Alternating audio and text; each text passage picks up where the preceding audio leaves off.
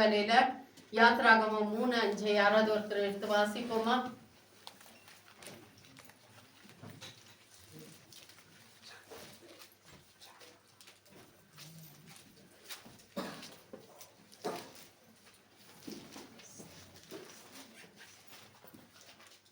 அப்பொழுது அவர், இங்கே கிட்டி சேர்வாயாக, உன் கால்களில் இருக்கிற பாதரட்சியை கசக்கி போடு, நீ நிற்கிற இடம் பரிசுத்த பூமி என்றார். அப்படியே எல்லாம் தலைகளை தாழ்த்தி, ஏசப்பா நீங்க பேசுங்க, நாங்க கேட்கிறோம். அப்பா எங்களோடு நீங்க பேசுங்க ராஜா. இந்த வருட கடைசியில என்ன உங்க கரத்துல ஒப்பு கொடுக்குறேன். என்னுடைய ஆவி ஆத்துமா சரீரம் முழுமையா உங்க பொற்கரத்துல ஒப்பு கொடுக்குறேன். உச்ச தலைமுதல் உள்ள கால்வரை நீங்க இறங்கி வாங்க.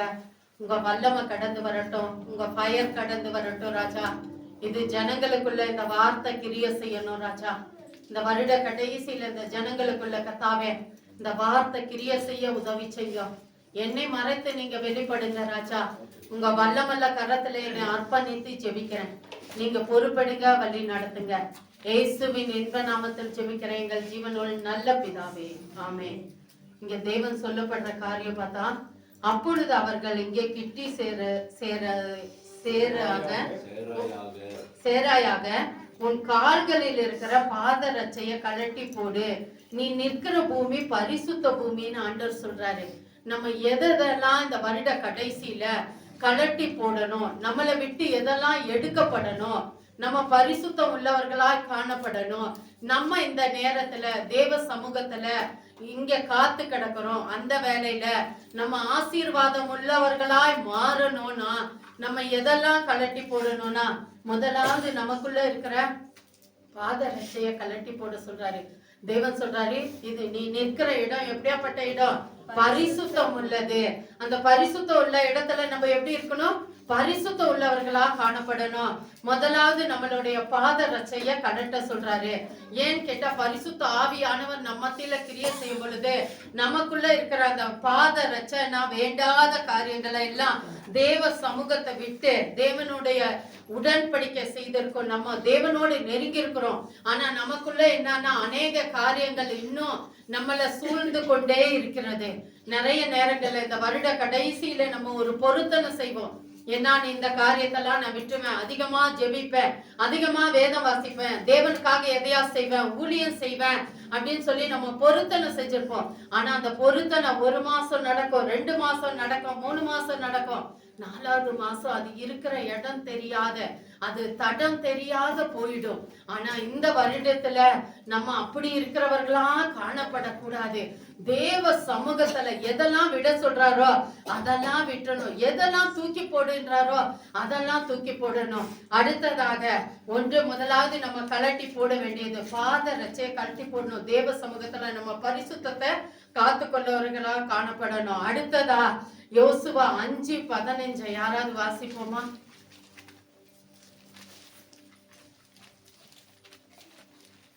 அப்பொழுது கர்த்தருடைய சேனையின் அதிபதி யோசுவாவை நோக்கி, உன் கால்களில் இருக்கிற பாதரட்சையை கழட்டி போடு, நீ நிற்கிற இடம் பரிசுத்தமானது என்றார்.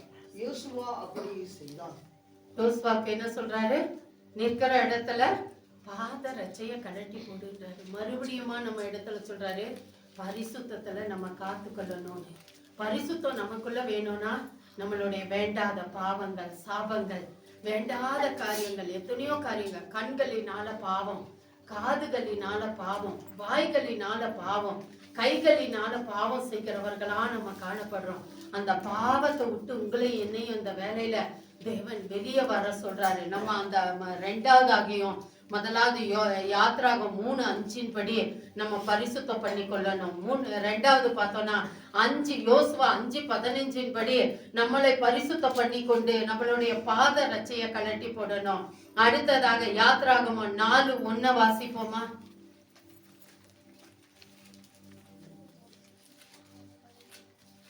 அப்பொழுது மோசே, அவர்கள் என்னை நம்பார்கள், என் வாக்குக்கு செவி கொடார்கள், கர்த்தர் உனக்கு தரிசனமாகவில்லை என்று சொல்லுவார்கள் என்றான்.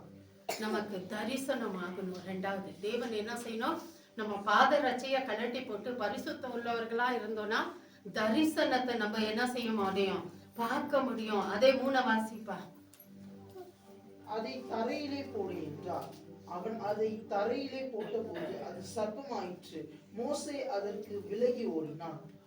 மோசேக்கு என்ன சொல்றாரு? அந்த கோலை தரையில போடுன்னு சொல்றாரு.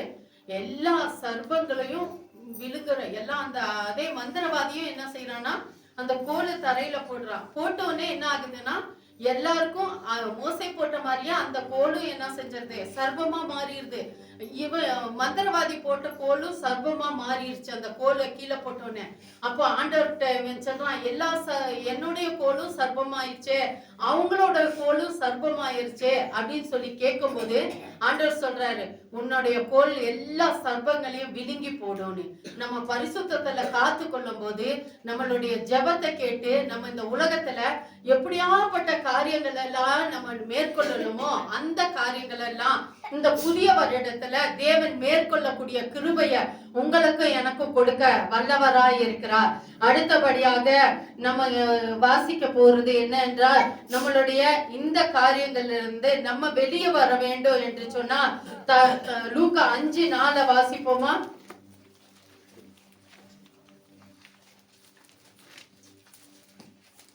அவர் போதகம் பண்ணி முடிந்த பின்பு சீமோனை நோக்கி, ஆழத்திலே தள்ளி கொண்டு போய் மீன் பிடிக்கும்படி உங்கள் வலைகளை போடுங்கள் என்றார். முதலாவது பார்த்தோம்னா, அவர் போதகம் பண்ணி முடித்த பின்பு ஆண்டவருக்கு நம்மள என்ன செய்யணும்? ஒப்பு கொடுக்கணும். ஆண்டவருக்கு படகை சீமோன் பேதுரு கொடுத்தாரு. ஆண்டவர் அங்கெல்லாம் நடந்து வந்து சீமோன் பேதுரு ரொம்ப அலைஞ்சு ராவெல்லாம் பிரயாசப்பட்டு ஒன்றும் அகப்படாத நிலையில அப்படியே கடந்து வந்து கொண்டிருக்கிறோம். ஒண்ணுமே இல்லையே. அடுத்த நேரம் நம்மளுடைய சாப்பாட்டுக்கு என்ன செய்வோம் தெரியாத வேலையில கூட கடந்து வந்துட்டு இருக்கான். அநேக நேரங்கள்ல இந்த 2024ல நம்மளும் அப்படி அலைஞ்சு திரிஞ்சு வந்திருக்கலாம். ஆனாலும் கூட தேவன் சொல்றாரு, உன்னுடைய படகை ஆழத்துல கொண்டு போய் போடுன்னு. படகு நம்மளுடைய ஆழத்துல கொண்டு போய் போடக்கூடிய படகு எதுனா வேதம் வாசிப்பு, ஜெபம். இத கொண்டு போய் ஆழத்துல போடணும். ஆழத்துல போடணும் எப்படின்னா, நம்ம ஒரு ஜெபம் பண்ணிட்டு அடுத்த வேலையில கேஸ்ல பால் வச்சிருக்கேன், அடுத்த வேலை வெளியில இங்க வந்து சபையில வந்து உட்கார்ந்துருப்போம், ஒரு துளி மழை வெளியே உழுகிறது, மேக மூட்டத்தை ஜன்னல்ல பார்த்தா போதும் நம்ம என்ன செய்வோம்? என்னோட துணி பூரா நனைஞ்சிருமா, எப்ப ஆராதனை முடியும், நம்ம சிந்த பூரா வெளியில போயிடும். அப்படிப்பட்ட ஜெபத்தை ஆண்டவர் கேட்கல. ஆழத்துல ஜெபம். எதுவா இருந்தாலும் அழைத்தவர் நம்மளை நடத்தி செல்ல வல்லவரா இருக்கிறார். தேவ சமூகத்துல நீங்களும் நானும் அர்ப்பணித்து தேவ கரத்துல நம்மளை அர்ப்பணிக்கும் போது ஆண்டவர் சொல்ற ஒரே காரியம் என்னன்னா, நம்மள ஆழத்துல ஜெபத்தை, நம்மளுடைய ஜெபங்கள் ஆழமான ஜெபமா இருக்கணும். ஆழமான ஜெபத்துல போடும்போது தேவன் அமிலத்தக்க 2 படகு அமிலத்தக்க ஆசீர்வாதத்தை கொடுத்த தேவன் இன்னைக்கு உங்களுக்கும் எனக்கும் இந்த புதிய வருடத்துக்குள்ள நம்ம கடந்து போகும்போது 2 மடங்கு ஆசீர்வாதத்தை, இரட்டிப்பான ஆசீர்வாதத்தை கொடுக்க வல்லவராய் இருக்கிறார். ஹல்லேலூயா, ஹல்லேலூயா. அடுத்ததாக நம்ம இன்னொரு காரியத்தை கூட பார்க்க போறோம். சங்கீதம் 55:22 வாசிப்போமா?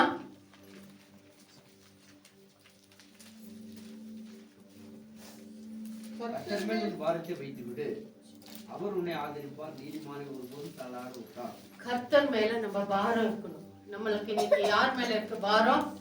பிள்ளைகளை குறிச்சு பாரம், கணவனை குறிச்சு பாரம், மனைவியை குறிச்சு பாரம். நமக்குள்ள பாரம் வந்துட்டே இருக்கு. அந்த பாரம் யார் மேல வைக்கணும்னா தேவன் மேல வைக்கணும். நம்ம நிறைய நேரங்கள்ல நீங்க எங்க வேணாலும் இந்த ஒரு சின்ன நான் உங்களுக்கு ஒரு சாம்பிளை சொல்ல போறேன். நிறைய நேரங்கள்ல நம்ம இதை கேட்டிருக்கலாம், கேட்காதையும் இருந்திருக்கலாம். ஒரு நாள் ஒரு ஐயா வந்து மாட்டு வண்டி ஓட்டிட்டே போயிட்டு இருந்தாராமா. ரோட்ல போகும்போது ஒரு வயசான பாட்டிமா என்ன செஞ்சாங்களாமா, விறகு செமைய தலைமையில தூக்கிட்டு அப்படியே மெல்ல நடந்து வந்துட்டு இருந்தாங்களாமா.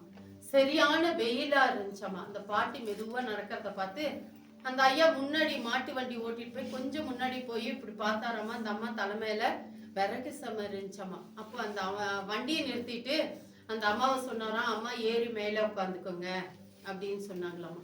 அப்ப அந்த அம்மா என்ன செஞ்சாங்களாமானா, என்ன நம்மளை ஏறி உட்கார சொன்னாரேன்னு விறகு சமைய தலைமையிலேயே வச்சுட்டு வண்டியில ஏறி உட்கார்ந்துக்கிட்டாங்களாமா. எது மேல? மாட்டு வண்டியில ஏறி உட்கார்ந்துட்டு இந்த விறகு சம தலைமையிலேயே இருக்குதாமா. கொஞ்சம் தூரம் போனோம்னா அந்த ஐயா இப்படி திரும்பி பார்த்தாராமா. திரும்பி பார்க்கும்போது பார்த்தா அந்த அம்மா என்ன செஞ்சுட்டு இருக்காங்க, விறகு சமைய தலைமையிலேயே வச்சுருக்காங்க. இப்ப நமக்குள்ள எத்தனையோ பாரங்கள் இருக்கலாம், எத்தனையோ கவலைகள் இருக்கலாம், எத்தனையோ கண்ணீர் இருக்கலாம். எல்லாவற்றையும் தேவ சமூகத்துல நம்ம கொற்றவர்களா காணப்படணும். தேவ சமூகத்துல சொல்லிட்டோம்னா அவர் பாடாச்சு. இன்னைக்கு நம்ம பிள்ளைய குறிச்சு எனக்கு இருக்கிற அக்கறையை விட என்னுடைய அப்பாவுக்கு மிகவும் அக்கறையா இருக்கும். இந்த இடத்துல எத்தனையோ பேர் இன்னைக்கு என் பிள்ளை இந்த இடத்துல இல்லையே, நான் ரட்சிக்கப்பட்டிருக்கேன், என் பிள்ளை ரட்சிக்கப்படல, என் கணவனார் ரட்சிக்கப்படல, என் மகன் ரட்சிக்கப்படல, என் மகன் ரட்சிக்கப்படல, என்னோட உடன் பிறந்தவங்க ரட்சிக்கப்படலன்னு நம்ம பாரத்தோடு இருக்கோம். அந்த பாரத்தெல்லாம் ஆண்டவர் சொல்றாரு, என் மேல வச்சுடு அப்படின்றாரு. நம்ம அனுதினமும் என்ன செய்யணும்னா தேவ சமூகத்துல சொல்லணும் ஆண்டவர்கிட்ட, ஏசப்பா இந்த காரியத்தை எனக்கு செய்யுங்க, இந்த காரியத்தை செய்யுங்கன்னு. நம்ம பிள்ளைங்களுக்கு நம்ம சொல்றோம், ஒரு சின்ன காரியம் ஏதாவது வேணும்னா நம்ம பிள்ளைங்க என்ன செய்யறாங்க, ஒரே ஒரு நாள் கேட்டுட்டு விட்டுறாங்களா? கிடையாது. அனுதினமும் நம்மள அலட்டிட்டே இருக்காங்க. என்னன்றாங்க, இப்படி போகும்போது சொல்றாங்க, மம்மி எனக்கு இந்த பெண்ணு வேணும்.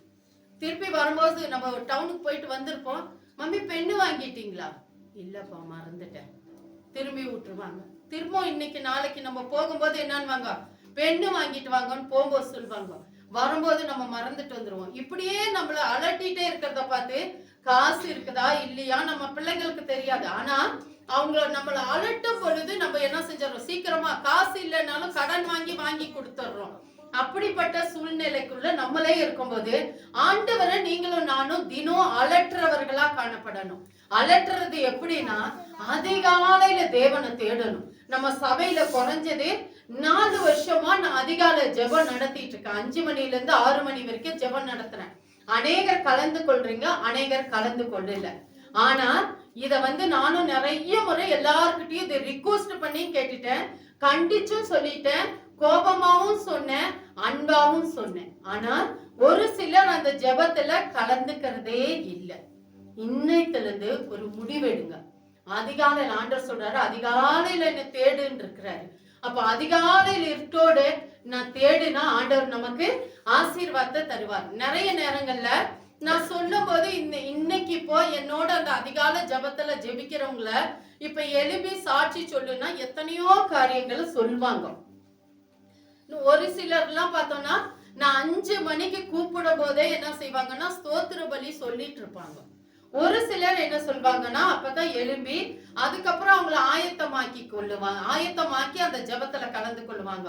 நமக்கு இருக்கிற இந்த கொஞ்ச காலத்துல இந்த தூக்கத்தை விட்டு நம்மளும் எழுந்திருக்கணும்.